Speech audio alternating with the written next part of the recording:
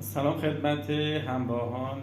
امروز در ارتباط با سردرد و انواع سردرد و اینکه چطور میتونیم خیلی راحت تشخیص بدیم و بتونیم پیگیری لازم رو از لحاظ درمانی و مشاورتون انجام بدیم.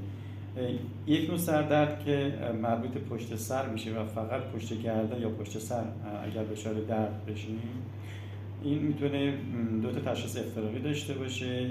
یکیش این که اگر این سردرد با حرکت سر یا گردن درد پشت سر، البته با حرکت سر تشدید بشه، این سردرد مربوط به اون عضلات پشت گردن یا پشت سر میشه که در اثر خستگی یا در اثر کمبود املاح یا اسپاس و کمبود ویتامین دی و منیزیم ممکنه باشه. اگر همون نوع سردرد با حرکت یا پشت گردن با حرکت هیچ تغییری نکنه و خصوصا همراه با حالت تهوع و احساس گرگرفتگی در صورت بشه، این احتمال بسیار زیاد این سردرد مربوط به افزایش فشار ناگهانی خون هستش، نه اینکه به تدریج در عرض 3 4 5 در عرض 4 ماه یا 3 ماه این سردرد به تدریج این فشار به تدریج افزایش پیدا کرده باشه. ناگهانی فشار افزایش پیدا کرده باشه در عرض 1 تا 2 دقیقه نهایتا. سردردهای بعدی که در کاسه سر و بالا هست و اثر فشارنده داره و انگار که طرف بیمار میگه که من احساس میکنم یه روسری سر من هست و کشیده میشه.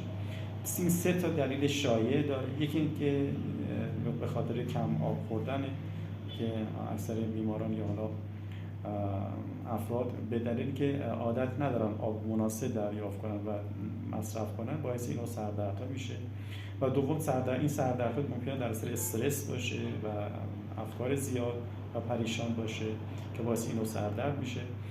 و سومین علت هم ممکنه در اثر کمبود املاح و ویتامین دی باشه که در مفصل درمان کامل اینو نقص این ویتامین رو من در کلیپ‌های قبلی خدمتتون عرض کردم که خب عوارض زیادی داره ولی خب خاموش است نقص ویتامین دی که عرض کردم.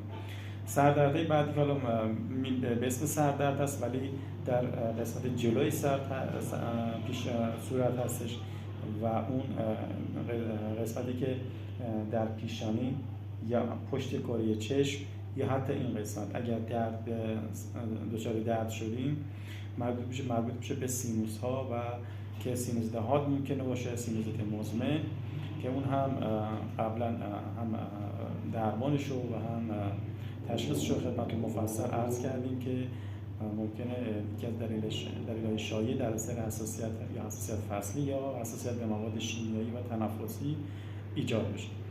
آرزوی سلامتی و خوشبختی برای شما دارم. خدا نگهدار.